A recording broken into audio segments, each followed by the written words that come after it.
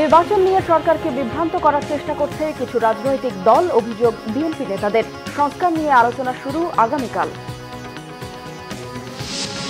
আরব আমিরাত থেকে দেশে ফিরেছেন প্রধান উপদেষ্টা। ট্রাম্প মোদি বৈঠকে বাংলাদেশ নিয়ে দিল্লির উদ্বেগ যুক্তরাষ্ট্রকে জানানো হয়েছে বলেছেন বিক্রম মিস্ত্রি। ধর্মীয় ভাবগাম্ভীর্যে পালিত হচ্ছে পবিত্র লাইলাতুল বরাত। ইবাদত বান্দেগিতে মশগুল ধর্মপ্রাণ মুসল্লিরা, পাক মোচনের আকুতি। ফের অস্থিতিশীল ভোজ্য তেলের বাজার। উৎপাদনকারী ও ডিলাররা মিলে কৃত্রিম সংকট তৈরি করছে অজুহাত বিক্রেতাদের। পহেলা ফাল্গুনে রাজধানী জুড়ে বসন্তী সাজ। বইমেলায় ভালোবাসার ছোঁয়া, বিক্রি বাড়ায় খুশি প্রকাশক আর বিক্রেতারা।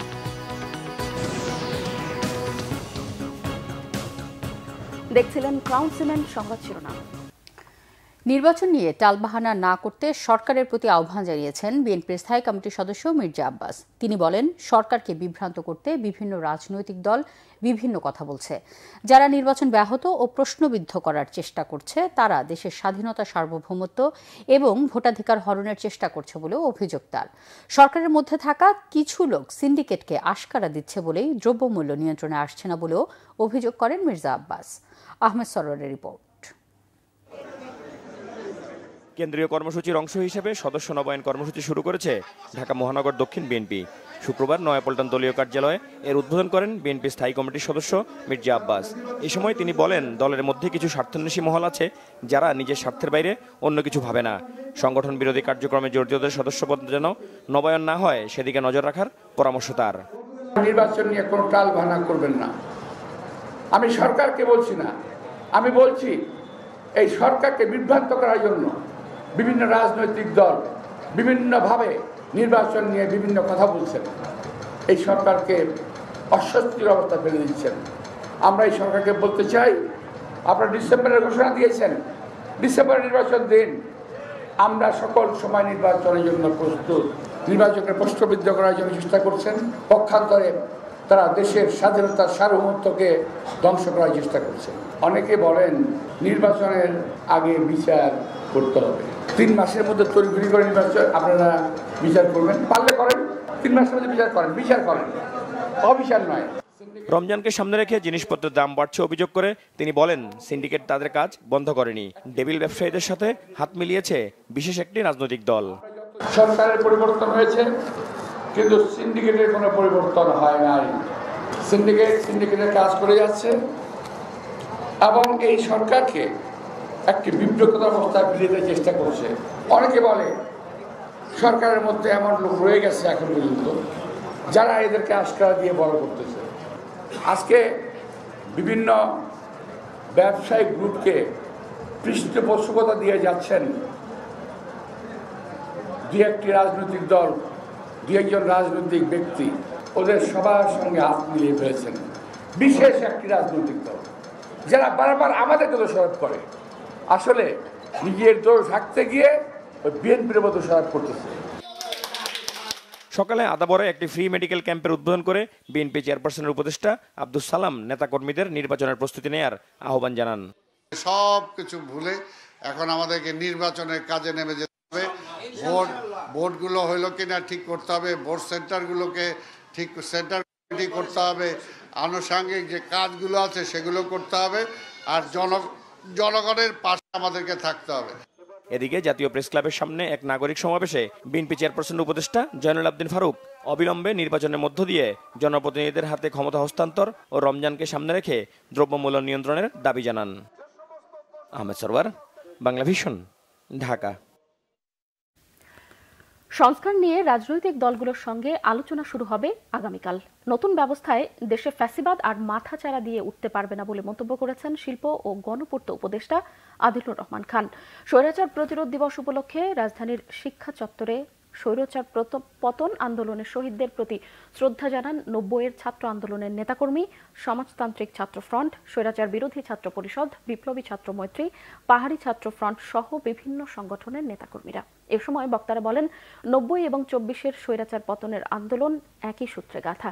সব ষড়যন্ত্র মোকাবেলা করে সকল রাজনৈতিক দলকে ঐক্যবদ্ধ থাকার আহ্বান জানান সাবেক ডাকসু নেতা বিএনপি চেয়ারপারসনের উপদেষ্টা আমানুল্লাহ আমান। আমরা চাই আন্দোলনকারী সমমনা সকল দল যারা বিগত দিনে ফ্যাসিস্ট বিরোধী আন্দোলন করেছে, শেখ হাসিনা বিরোধী আন্দোলন করেছে, সকলে ঐক্যবদ্ধ হবে। আগামীতে একটি গণতান্ত্রিক সরকার কায়েম হবে এবং বিএনপির ভারপ্রাপ্ত চেয়ারম্যান জনাব তারেক রহমান যেটা বলেছেন যে আগামীতে যে নির্বাচন হবে সেই নির্বাচনে আন্দোলনকারী বিগত দিনে সকল দলকে নিয়ে জাতীয় সরকার গঠন হবে। আগামীকাল থেকে যে সংস্কার নিয়ে আলোচনা শুরু হবে রাজনৈতিক দলগুলোর সঙ্গে, এই সংস্কারের আলোচনা দেশে একটা গণতান্ত্রিক ব্যবস্থা প্রতিষ্ঠার জন্য এগিয়ে নিয়ে যাবে দেশকে। আমি আশা করি বাংলাদেশ কখনোই আর ফ্যাসিবাদের দিকে ফিরে যাওয়ার সুযোগ রাখবে না।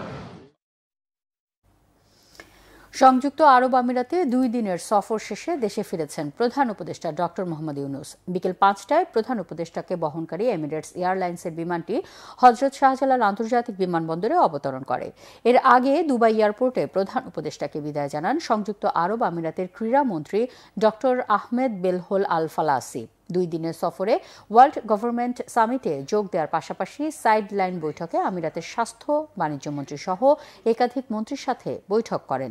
এ সময় সংযুক্ত আরব আমিরাতের ভিসা নিষেধাজ্ঞা তুলে নিয়ে বাংলাদেশ থেকে আরও শ্রমিক নেওয়ার আহ্বান জানান ডক্টর ইউনূস।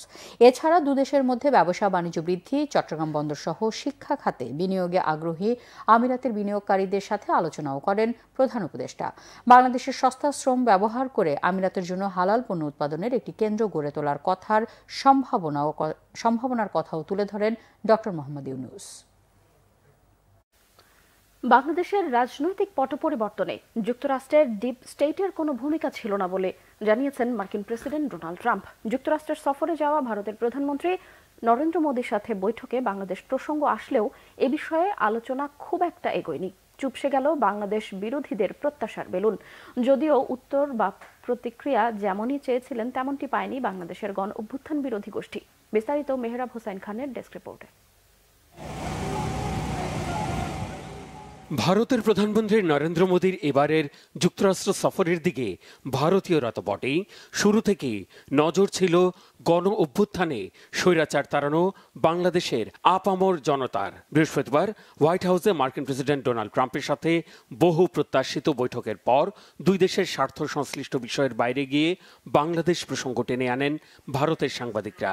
জবাবের ভঙ্গিতেই ট্রাম্প বুঝিয়েছেন এ বিষয়ে খুব একটা আগ্রহ নেই। মোদীর অনুগত নেতা আর গণমাধ্যমের হুমকি ধমকির ধারাবাহিকতায় যুক্তরাষ্ট্রের উপর ভর করে বর্তমান বাংলাদেশকে শায়েস্তার নয়া চেষ্টাও হাতছাড়া হলো। এখন কি করবে ভারত? কোন কূটকৌশলে আটকাবে ফ্যাসিবাদ স্বৈরাচারের শিকল ছেড়ে গণতন্ত্রের পথে আগুয়ান বাংলাদেশকে? ভারতের এক সাংবাদিক ট্রাম্পের কাছে জানতে চান সাবেক বাইডেন প্রশাসনের আমলে বাংলাদেশের রাজনৈতিক পট পরিবর্তনে যুক্তরাষ্ট্রের ডিপ স্টেট জড়িত থাকায় বর্তমান প্রশাসনের ভূমিকা কি থাকবে। এক্ষেত্রে বাংলাদেশের অন্তর্বর্তী সরকার প্রধান ডক্টর মোহাম্মদ ইউনূসের সাথে জুনিয়র সোরসের সাম্প্রতিক বৈঠকের বিষয়টিও উল্লেখ করেন ওই সাংবাদিক। ট্রাম্পের উত্তরে ছিল অনাগ্রহের ছাপ। বাংলাদেশ নিয়ে খেলতে চাইলেও সুচতুর খেলোয়াড় ট্রাম্প বল ঠেলে দেন মোদির দিকে। বাংলাদেশের রাজনৈতিক পট পরিবর্তনে যুক্তরাষ্ট্রের ডিপ স্টেটের কোনো ভূমিকা ছিল না। এটা এমন একটি বিষয় যা নিয়ে প্রধানমন্ত্রী মোদী দীর্ঘদিন ধরে কাজ করছেন। আর সত্য বলতে শত শত বছর ধরে এই বিষয়টি নিয়ে কাজ চলছে। তাই আমি এই প্রশ্নের উত্তর প্রধানমন্ত্রী নরেন্দ্র মোদীর উপর ছেড়ে দিচ্ছি। রুশ আর ইউক্রেন কে বীচ কা এখানেই শেষ নয়। বৈঠকের আগেই ভারতের উদ্দেশ্যে ট্রাম্পের ইঙ্গিতপূর্ণ মন্তব্য আর হুমকিতে অস্বস্তিকর পরিবেশ তৈরিতে ভূমিকা রাখেন ট্রাম্প, যার প্রভাব পড়ে বহু প্রত্যাশিত হোয়াইট হাউসের বৈঠকে। হুমকি দিয়ে ট্রাম্প বলেছেন যেসব দেশ যুক্তরাষ্ট্রের উপর চড়া শুল্ক বসায় তাদের উপর একই হারে পাল্টা শুল্ক বসবে। এই তালিকায় যে ভারত সবার উপরে থাকবে তা কোনো রাগঢাক না রেখে বুঝিয়ে দিয়েছেন ট্রাম্প। হোয়াইট হাউসের বৈঠকের পর যৌথ সংবাদ সম্মেলনে ঘুরে ফিরে কথা হয়েছে ট্রাম্পের অতি পছন্দের বাণিজ্য বাড়ানো আর যুক্তরাষ্ট্রের স্বার্থ হাসিলের বিষয়ে। 2023 সালের মধ্যে দুই দেশের পারস্পরিক বাণিজ্য $50,000 কোটি উন্নীত করার আশাবাদ জানিয়েছেন মোদি। আর যুক্তরাষ্ট্র থেকে তেল, গ্যাস আর সামরিক সরঞ্জাম কিনবে বলে জানিয়েছেন ট্রাম্প। ইঙ্গিত দিয়েছেন ভারতের কাছে অত্যাধুনিক যুদ্ধবিমান F-35 বিক্রির। ট্রাম্পের সাথে বৈঠকের আগে যুক্তরাষ্ট্রের জাতীয় গোয়েন্দা সংস্থার পরিচালক তুলসী গ্যাবার্ড আর জাতীয় নিরাপত্তা উপদেষ্টা মাইক ওয়ালজের সাথে আলাদা বৈঠক করেছেন মোদি। ভারতের একাধিক কূটনৈতিক সূত্র জানিয়েছে, গুরুত্বপূর্ণ ওই দুই বৈঠকেও বাদ পড়েনি বাংলাদেশ প্রসঙ্গ। Mehrab Hussain Khan, Bangla vision, news desk. এদিকে যুক্তরাষ্ট্র সফররত ভারতের প্রধানমন্ত্রী নরেন্দ্র মোদী মার্কিন প্রেসিডেন্ট ডোনাল্ড ট্রাম্পের কাছে বাংলাদেশের সাম্প্রতিক পরিস্থিতি তুলে ধরেছেন। ভারতের পররাষ্ট্র সচিব বিক্রম মিস্ত্রি ওয়াশিংটনে এক ব্রিফিংয়ে এই তথ্য জানান। বিক্রম মিস্ত্রি বলেন, বাংলাদেশের সাম্প্রতিক ঘটনাবলী নিয়ে নরেন্দ্র মোদী তার উদ্বেগ ও ভারত কিভাবে এই পরিস্থিতি দেখে তা জানিয়েছেন। বাংলাদেশ নিয়ে ভারতের প্রত্যাশার কথাও ট্রাম্পের কাছে মোদী তুলে ধরেছেন বলে জানান মিস্ত্রি। ভারতের পররাষ্ট্র সচিব বাংলাদেশ ও ভারতের গঠনমূলক ও স্থিতিশীল সম্পর্কের প্রত্যাশা করেন। বাংলাদেশ নিয়ে ট্রাম্পের কাছে উদ্বেগ জানালেও ভারত চীন সীমান্ত ইস্যুতে ভিন্ন কথা বলেছেন বিক্রম মিস্ত্রি। এর আগে চীন ও ভারতের মধ্যকার সীমান্ত বিরোধ অবসানে মধ্যস্থতা করার প্রস্তাব দেন মার্কিন প্রেসিডেন্ট ডোনাল্ড ট্রাম্প। তবে ট্রাম্পের এই প্রস্তাব প্রত্যাখ্যান করে পররাষ্ট্র সচিব বিক্রম মিস্ত্রি বলেন, প্রতিবেশীর সাথে যে কোনো সমস্যা দ্বিপাক্ষিক আলোচনার মাধ্যমে সমাধান করা হবে।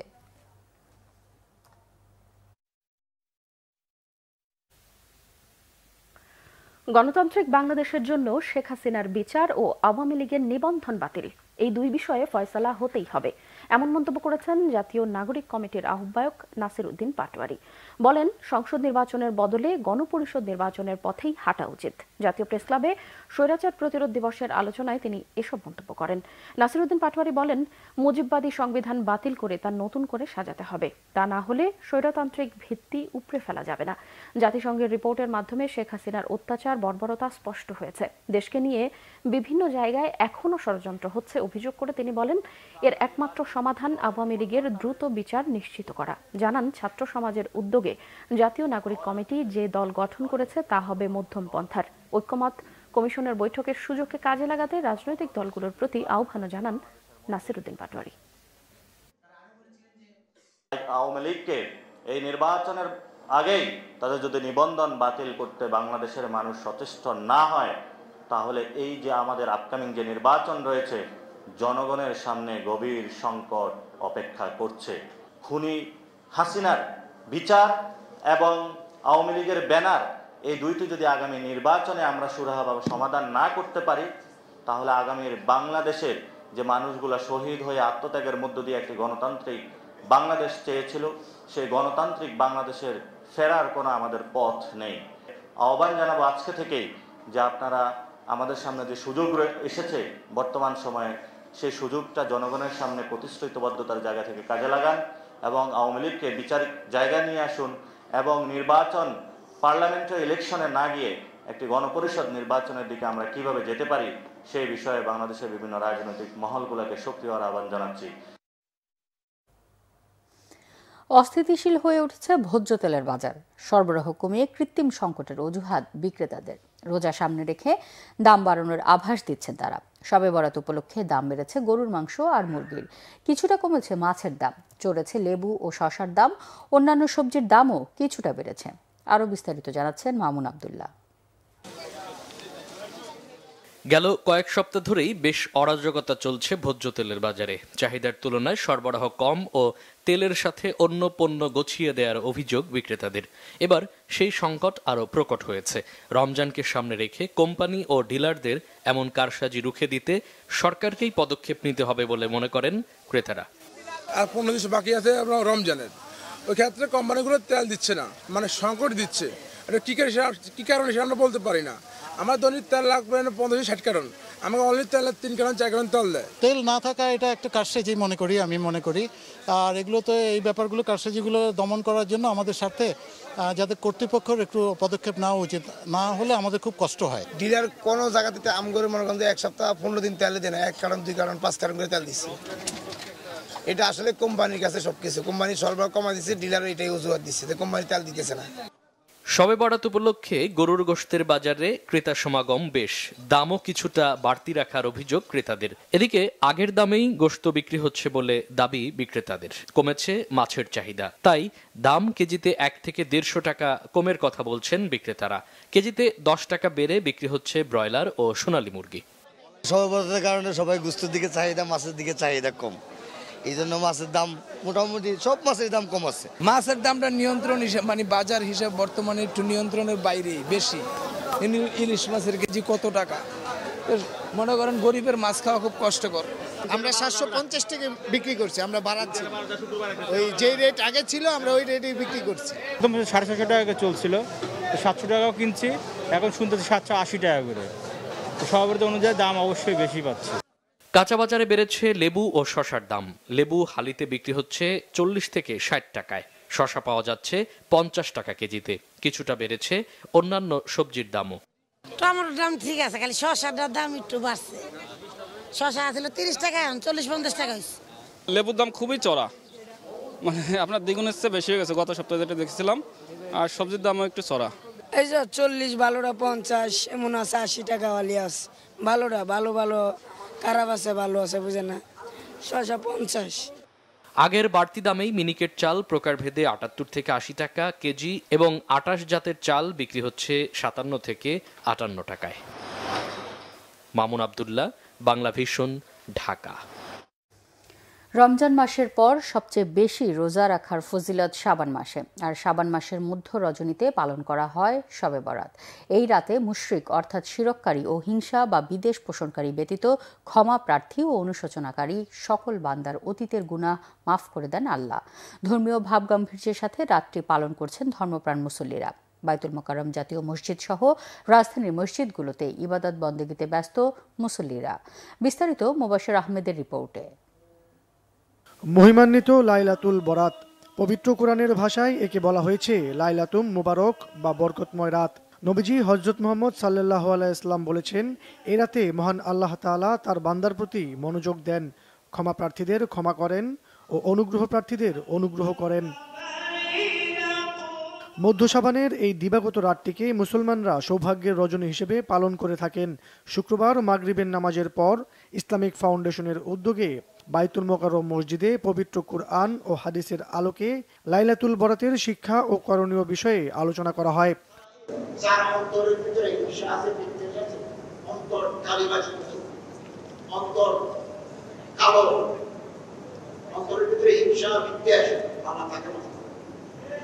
এই দুজন ছাড়া, এই দুই তরিকার মানুষ ছাড়া আল্লাহ পৃথিবীর সব মানুষকে আজকে রাতে মাফ করে। অর্থাৎ এই রাতে আমরা যদি আল্লাহর ইবাদত করি, আমরা নামাজ পড়ি, কোরআন তেলাওয়াত করি, আল্লাহর কাছে কিছু চাই, এই ক্ষমার রাতে আল্লাহ আমাদের দোয়া কবুল করলে আমরা পার পেয়ে যাব। নফল নামাজ, কোরআন তেলাওয়াতের পাশাপাশি রাতভর ইবাদত বন্দেগীতে মশগুল থাকেন ধর্মপ্রাণ মুসলমানরা। অনেকেই রোজা রাখেন। মসজিদগুলোতে দোয়া মাহফিল, পবিত্র কোরআন তেলাওয়াত, হামদ নাত সহ বিভিন্ন আয়োজন করা হয়। প্রতি বছরের ন্যায় এবারও আমি আমার সন্তানকে নিয়ে এখানে নামাজ পড়তে এসেছি। বাংলাদেশের মুসলমানদের জন্য দোয়া করব, সবাই যদি নামাজ মুখী এবং মসজিদমুখী হয়। এখানে আসা হচ্ছে ইবাদতের উদ্দেশ্যে, একটা আত্মিক প্রশান্তি আর কি। আল্লাহ আমাদের ময়মুরব্বী যারা কবরে শুয়ে রয়েছে তাদেরকে জান্নাতবাসী করুন এবং যারা জীবিত আছে তাদেরকে সুস্থ রাখুন। সবার সাথে আমি আসলে নামাজ জামাতের সহিত আদায় করে পারতে অনেক আনন্দ লাগছে। ইসলামী চিন্তাবিদদের মতে এই রাতেই মানুষের আমল পৌঁছানো হয়, তাদের রিজিক বরাদ্দ হয়। পাপী বান্দা অনুতপ্ত হয়ে ক্ষমা চাইলে আল্লাহ তাআলা তাকে ক্ষমা করে দেন। শবে বরাত পালনের মাধ্যমে মানুষ পবিত্র রমজানের জন্য নিজেদের শারীরিক ও মানসিকভাবে পুরোপুরি তৈরি করে। মুবাশির আহমেদ, বাংলা ভিশন, ঢাকা।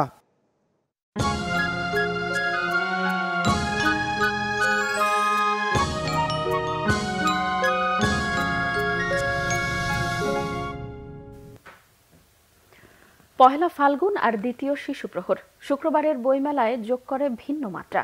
ফাল্গুনী সাজে শিশু থেকে বৃদ্ধ, বইপ্রেমীদের পদচারণায় মুখরিত ছিল বইমেলা চত্বর। বইয়ের বিক্রি বাড়ায় বসন্তের আনন্দ ছড়িয়েছে বিক্রেতাদের মাঝেও। সাইদুল ইসলামের ক্যামেরায় বিস্তারিত জানাচ্ছেন নাবিল জাহাঙ্গীর।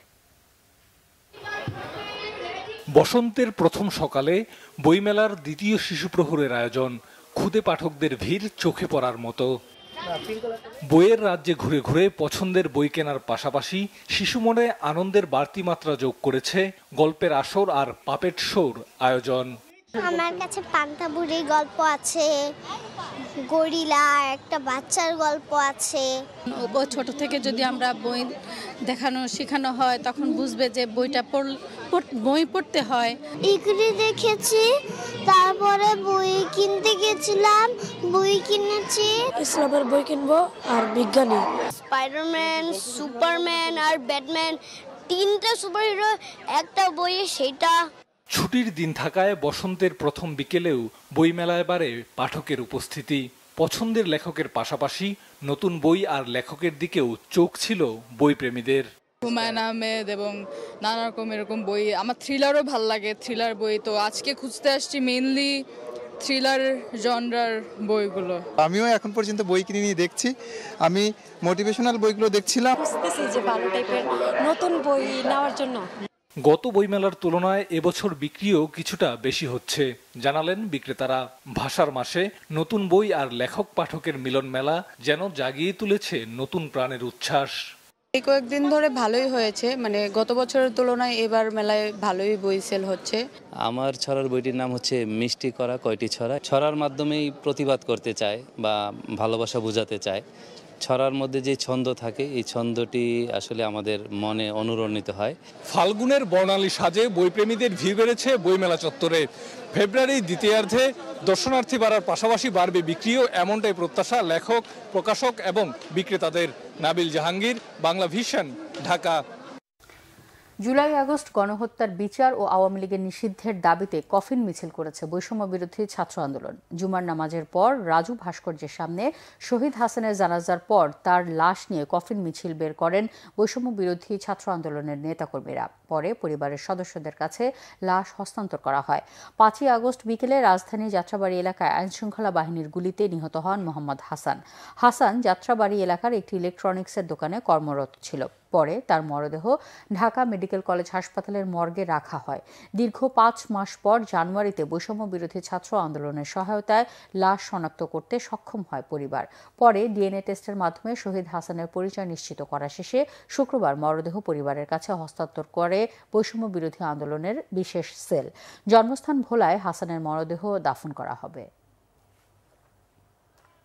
সন্তানরা তাদের বাবাকে খুঁজে পাচ্ছে না, বাবারা সন্তানদেরকে খুঁজে পাচ্ছে না, এবং তারা বাবা সন্তানের জন্য, সন্তানরা বাবার জন্য, মায়ের জন্য কান্নাকাটি করছে। এই কান্না এখনো শেষ হয় নাই, এখনো মানুষের চোখের অশ্রু ঝরছে, এখনো প্রত্যেকটা শহীদের শরীর থেকে এখনো রক্ত ঝরছে। কিন্তু দেখা যাচ্ছে এই অল্প সময়ের মধ্যে সেই আওয়ামী তাণ্ডব মানুষ ভুলে যাচ্ছে।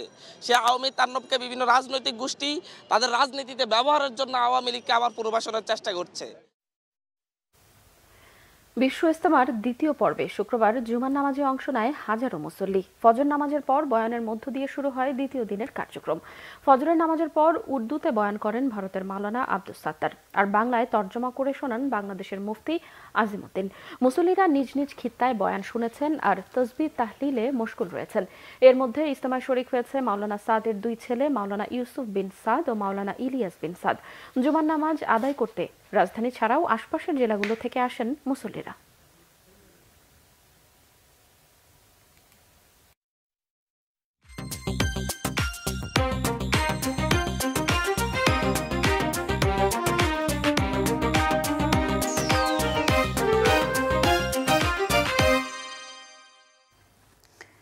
শেয়ার বাজারে মন্দার দুঃসময়েও থেমে নেই বন্ধ কোম্পানির দাপট। মাত্র 1 মাসে খুলনা প্রিন্টিংয়ের শেয়ারের দাম বেড়েছে প্রায় 4 গুণ। দীর্ঘদিন বন্ধ থাকা চালচুলোহীন কোম্পানিটির শেয়ারের দামে এত বড় উত্থানে বিস্মিত খোদ পুঁজিবাজার নিয়ন্ত্রক সংস্থা বিএসইসির সাবেক চেয়ারম্যান ফারুক আহমেদ সিদ্দিকী। শেয়ারের দরে হঠাৎ এই উত্থানকে অস্বাভাবিক বললেও রহস্য উদ্ঘাটনে এখনও বিএসইসির কার্যকর ব্যবস্থার উদ্যোগ আটকে রয়েছে তদন্ত কমিটিতেই। জিয়াউল হক সবুজের রিপোর্টে বিস্তারিত।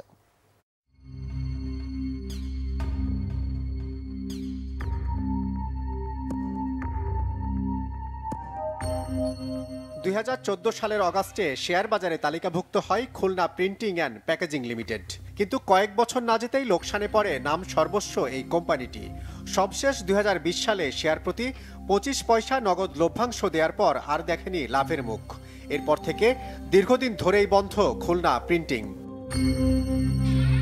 প্রতিষ্ঠানটি সম্পর্কে জানতে রাজধানীর আকরাম টাওয়ারে প্রধান কার্যালয়ে বাংলাভিশন টিম।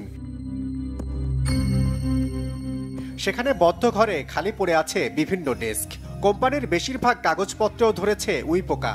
এ নিয়ে ক্যামেরার সামনে কথা বলতে রাজি হননি অফিসটির একমাত্র কর্মকর্তা ইজাজউদ্দিন অনু। তবে জানান তার মালিক SM আমজাদ হোসেনের 12টি কোম্পানির সবই এখন বন্ধ। অ্যাকচুয়ালি এরকম আমাদের কোনো অ্যাক্টিভিটিসও নাই। ইভেন আমরা ডিসিএসসি, এসিসি এবং হচ্ছে আপনার ডিএসসি, তারপর সিএসসির কোনো ফি পর্যন্ত দিতে পারতেছে না। ব্যবসা তো সব বন্ধ, সব প্রতিষ্ঠানের অ্যাকাউন্ট ক্লোজ, তার পার্সোনাল অ্যাকাউন্ট ক্লোজ, সে ব্যবসা নাই, তার সে কি করবে? ইভেন আমরা 2-3 বছর ধরে হলো আপনার ইয়েও করতে পারিনি, এজিএম হয় নাই। আসলে ভাই আমাদের কোনো হাত নেই, এটা 100% প্রোপাগান্ডা। এটা গেম খেলছে কেউ না কেউ।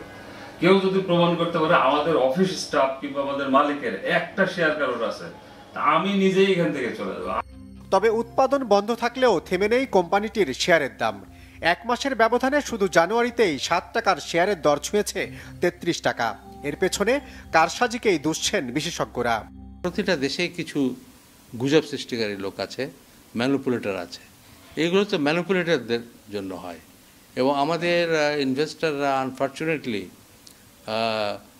ম্যানিপুলেটরদের পিছনে ছোটে। যে বললো যে এখানে ইনভেস্ট কর, 7 দিন পরে দাম বেড়ে যাবে, ডবল হবে, ওইখানে ইনভেস্ট করে। দেখেও না কোম্পানিটা আছে কি না আছে। তো এই ধরনের ঘটনা হচ্ছে, এগুলো কঠোরভাবে দমন করা উচিত। যেটা জিনিস হচ্ছে আপনি ডিলিস্ট করতে পারেন, সেই ডিলিস্টিংয়ের প্রসেসে আপনাকে যেতে হবে। ডিলিস্ট করাটা একটা লম্বা প্রসিডিউরের ব্যাপার, বা কোম্পানি ডিজলভ করা আরও ডিফিকাল্ট প্রসিডিউরের ব্যাপার। খুলনা প্রিন্টিং এর অস্বাভাবিক উত্থান নাকের ডগায় দেখেও রহস্য উদ্ঘাটনে কালক্ষেপণ করেছে নিয়ন্ত্রক সংস্থা বিএসইসি। যদিও পরে 1 মাস সময় দিয়ে তদন্তের নির্দেশনাও দিয়েছে সংস্থাটি। রিসেন্টলি যে এটার প্রাইস মুভমেন্ট ইনক্রিজিং ট্রেন্ড একটু সাসপিশিয়াস এবং বেশ সিগনিফিক্যান্ট ছিল। তো সেক্ষেত্রে আমাদের সার্ভেলেন্স থেকে এটা তাদের নজরে আসছে। নজরে আসার পরে এটা এক্সচেঞ্জকে একটা ডিরেকশন দেওয়া হয়েছে যে এটা ট্রেনিংটা ইনভেস্টিগেশন করে একটা রিপোর্ট দেওয়ার জন্য। ওই রিপোর্ট আসলে এখানে ম্যানিপুলেটিভ অ্যাটেম্প ছিল কিনা এবং ম্যানিপুলেশনের যদি প্রমাণিত হয় কারা দায়ী, সেই ফাইন্ডিংসে সেটা বেরিয়ে আসলে সেই রিপোর্ট লিগ্যাল অ্যানালাইসিস করে এনফোর্সমেন্টে হয়তো বা রেফার করা হবে। শেয়ার বাজারে তালিকাভুক্ত 390টি কোম্পানির মধ্যে দুর্বল শ্রেণীর জেড ক্যাটাগরিতে রয়েছে 103টি কোম্পানির শেয়ার। এর মধ্যে বন্ধ থাকা কোম্পানিগুলোর শেয়ারকে বিশেষ নজরদারির পরামর্শ দিয়েছেন বিশেষজ্ঞরা। জিয়াউল হক সবুজ, বাংলাভিশন, ঢাকা। ফাল্গুনের প্রথম আলোয় বসন্তের আগমনকে বরণ করে নিতে গ্যান্ডারিয়া কিশলয় কচিকাচার মেলা প্রাঙ্গণে শুরু হয়েছে বর্ণাঢ্য বসন্ত উৎসব। একই সঙ্গে যাত্রা শুরু করেছে কিশলয় চারুকলা কেন্দ্রের 21তম বার্ষিক চারুকলা প্রদর্শনী। সকালে বসন্তের আহ্বানের সঙ্গে উৎসবের আনুষ্ঠানিক সূচনা হয়। এই আয়োজন চলবে 22 ফেব্রুয়ারি পর্যন্ত। সকাল 8টায় কিশলয় ললিত কলা কেন্দ্রের অধ্যক্ষ গোলাম জিলানির সঙ্গীত পরিবেশনার মধ্য দিয়ে উদ্বোধন করা হয় বসন্ত উৎসব 1431। অনুষ্ঠানে সভাপতিত্ব করেন গ্যান্ডারিয়া কিশলয় কচিকাচার মেলার সভাপতি ও স্বাধীন বাংলা বেতার কেন্দ্রের শব্দ সৈনিক বীর মুক্তিযোদ্ধা AM শফিউর রহমান দুলু। প্রধান অতিথি ছিলেন বিশিষ্ট চিত্রশিল্পী তাজউদ্দিন আহমেদ ও TA কামাল কবির। এছাড়াও সহসভাপতি আবু তাহের বকুল সহ অন্যান্য বিশিষ্ট ব্যক্তিরাও এতে উপস্থিত ছিলেন। আরও কিছু খবর নিয়ে এখন একটি ডেস্ক রিপোর্ট। লেখক, পাঠক ও শিল্পীদের আনন্দ সম্মিলন চলন্তিকা উৎসব হয়েছে জাতীয় জাদুঘরের কবি সুফিয়া কামাল মিলনায়তনে। এতে বিএনপির ক্রীড়া বিষয়ক সম্পাদক ও ঢাকা মহানগর উত্তরের আহ্বায়ক মোহাম্মদ আমিনুল হকের জীবনী নিয়ে রচিত একজন আমিনুল হক বইয়ের মোড়ক উন্মোচন করা হয়। অনুষ্ঠানে বিশেষ অতিথি হিসেবে তিনি উপস্থিত ছিলেন। প্রধান অতিথি ছিলেন বিএনপির সিনিয়র যুগ্ম মহাসচিব রুহুল কবির রিজভী। তিস্তার পানির ন্যায্য হিস্সা আদায় এবং তিস্তা মেগা প্রকল্প অবিলম্বে বাস্তবায়নের লক্ষ্যে প্রস্তুতিমূলক সভা হয়েছে কুড়িগ্রামের উলিপুরে। থেতরাই সরকারি প্রাথমিক বিদ্যালয় মাঠে এতে প্রধান অতিথি ছিলেন বিএনপির সাংগঠনিক সম্পাদক অধ্যক্ষ আসাদুল হাবিব দুলু। বিশেষ অতিথি ছিলেন জেলা বিএনপির আহ্বায়ক মোহাম্মদ মুস্তাফিজুর রহমান মুস্তফা, যুগ্ম আহ্বায়ক অধ্যাপক শফিকুল ইসলাম বেবু, অধ্যাপক হাসিবুর রহমান সহ অন্যরা। বিএনপির যুগ্ম মহাসচিব সৈয়দ ইমরান সালে প্রিন্স বলেছেন, অন্য কোনো দেশের আধিপত্য ও নিয়ন্ত্রণ মেনে নেবে না নতুন বাংলাদেশ। সকালে ময়মনসিংহের হালুয়াঘাটে গারো ব্যাপিস্ট কনভেনশন বাংলাদেশের 134তম বার্ষিক সম্মেলনে প্রধান অতিথির বক্তব্যে তিনি কথা বলেন। হাসিনাকে পুনর্বাসনে বৃহৎ শক্তির কাছে ধর্ণা দিয়েও কোনো লাভ হবে না বলে মন্তব্য করেন তিনি। অভিযোগ করেন একটি মহল বিএনপিকে নিয়ে উদ্দেশ্যমূলক অপপ্রচার করছে। আমি খুব উপভোগ করছি। মুন্সিগঞ্জে তাঁতিদল শ্রীনগর ও সিরাজদি খান উপজেলা শাখার কর্মী সম্মেলন হয়েছে। দামলা জামে মসজিদ সংলগ্ন মাঠে সম্মেলনে প্রধান অতিথি ছিলেন বিএনপির জাতীয় নির্বাহী কমিটির স্বেচ্ছাসেবক বিষয়ক সম্পাদক মীর শরফত আলী সপু। প্রধান বক্তা ছিলেন মুন্সিগঞ্জ জেলা তাঁতিদলের সভাপতি আশরাফ হোসেন বাবু। কুয়াকাটা প্রেস ক্লাবের সাবেক সাধারণ সম্পাদক সাংবাদিক জহিরুল ইসলাম মিরনের উপর হামলার প্রতিবাদ ও দোষীদের গ্রেপ্তারের দাবিতে মানববন্ধন হয়েছে। মানববন্ধনে বক্তব্য রাখেন কুয়াকাটা প্রেস ক্লাবের সভাপতি রুমান ইমতিয়াজ তুষার, অভিনেতা সাদ্দাম মাল ও কুয়াকাটা পৌর বিএনপির সাংগঠনিক সম্পাদক সাইদুর রহমান সোহেল সহ স্থানীয়রা। Bangla vision news desk. সংবাদ শেষ করার আগে ক্রাউন সিমেন্ট শিরোনামগুলো আরো একবার। নির্বাচন নিয়ে সরকারকে বিভ্রান্ত করার চেষ্টা করছে কিছু রাজনৈতিক দল, অভিযোগ বিএনপি নেতাদের। সংস্কার নিয়ে আলোচনা শুরু আগামীকাল। আরব আমিরাত থেকে দেশে ফিরেছেন প্রধান উপদেষ্টা। ট্রাম্প মোদি বৈঠকে বাংলাদেশ নিয়ে দিল্লির উদ্বেগ যুক্তরাষ্ট্রকে জানানো হয়েছে, বলেছেন বিক্রম মিস্ত্রি। ধর্মীয় ভাবগাম্ভীর্যে পালিত হচ্ছে পবিত্র লাইলাতুল বরাত। ইবাদত বন্দেগীতে মশগুল ধর্মপ্রাণ মুসল্লিরা, পাপ মোচনের আকুতি। ফের অস্থিতিশীল ভোজ্য তেলের বাজার, উৎপাদনকারী ও ডিলাররা মিলে কৃত্রিম সংকট তৈরি করছে, অজুহাত বিক্রেতাদের। পহেলা ফাল্গুনে রাজধানী জুড়ে বাসন্তী সাজ, বইমেলায় ভালোবাসার ছোঁয়া, বিক্রি বাড়ায় খুশি প্রকাশক আর বিক্রেতা। এই ছিল এখনকার মতো। পরের সংবাদ রাত 1টায় দেখার আমন্ত্রণ রইল। এছাড়াও বাংলাদেশের সংবাদ ও সংবাদ সংশ্লিষ্ট অনুষ্ঠান দেখতে ভিজিট করুন www.bvnews24.com ও facebook.com/bangladeshinews এবং সাবস্ক্রাইব করুন youtube.com/bangladeshinews। এতক্ষণ সঙ্গে থাকায় ধন্যবাদ সবাইকে। ধন্যবাদ। শুভরাত্রি।